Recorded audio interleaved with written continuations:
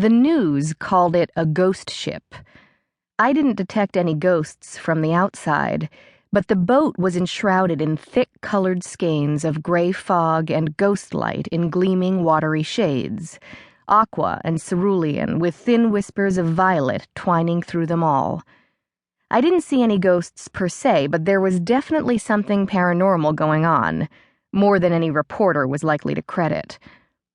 I stood in the fog near the end of B Dock, waiting, looking at the Seawitch. The insurance paperwork called the old wooden boat a fantail motor yacht, designed by someone named Ted Geary, which I guessed was a big deal. I've dealt with boats before, but I'm certainly not an expert, and a lot of the technical information about this boat meant nothing to me. It had a long, low profile, relatively speaking, with a round stern and rakish angles that exuded a jazz-age sense of power. I knew the family had money. The boat wasn't the only expensive object the insurance company that had hired me had covered for them. But the vessel wasn't flashy. In its current derelict and stained condition, freighted with mystery, it was grim. By all reports, official and speculative, the Seawitch had cruised away from its berth in this same marina 27 years earlier and vanished from the knowledge of men, taking 4 passengers and 1 crewman with it. They'd never returned, but the boat had. Suddenly, and without any sign of hands aboard, it had simply been found one recent morning, standing at the end of its old dock. The derelict boat had been moved to B to rest with the abandoned, broken, seized, and foreclosed vessels until the truth of its reappearance could be ascertained.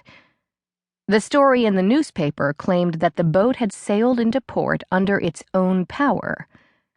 But really, the Seawitch seemed to have arrived under cover of the strange, low-hanging morning fog that had swelled around the edges of the Sound, and skulked below the bluffs every June morning in Seattle that year, making the hills and spires of the city appear as islands afloat in a haunted sea. Here it was, a lost ship piloted by no one living, returning to its berth after being presumed lost with all hands. Of course, that wasn't quite the truth of the matter, but it was close enough, and it raised the hit rate at the news websites by 1,000%, which was far more important than veracity. Advertisers pay for eyeballs, not for unvarnished truth. The insurance company had paid the claim long ago, and when the Seawitch reappeared, they were far more interested in where the boat had been all this time and why it wasn't a hotel for fish at the bottom of Puget Sound than in unraveling any ghostly sea stories. They felt it far more likely that someone had defrauded them than that the boat and its crew had somehow vanished and remained hidden for all this time. They wanted prosecutable answers. The case would have landed back with the original investigator, but he'd retired. And since freaky circumstances are my specialty, it didn't take long for the file to end up on my desk.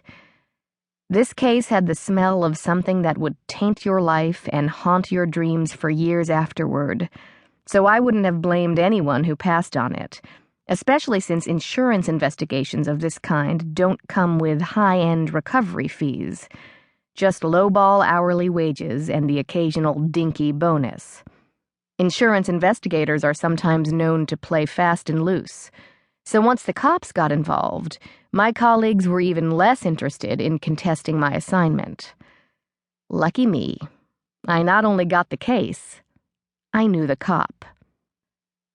And so I stood in the shreds of morning mist, waiting for Detective Rey Solis to arrive, show me aboard, and explain why the Seattle Police Department was involved in what should have been a matter for the maritime lawyers and insurance actuaries to scrap over in court.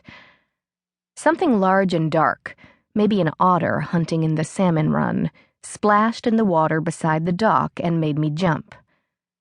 In the swirling fog, the sound of footsteps on the floating cement dock bounced off the water in a disorienting fashion.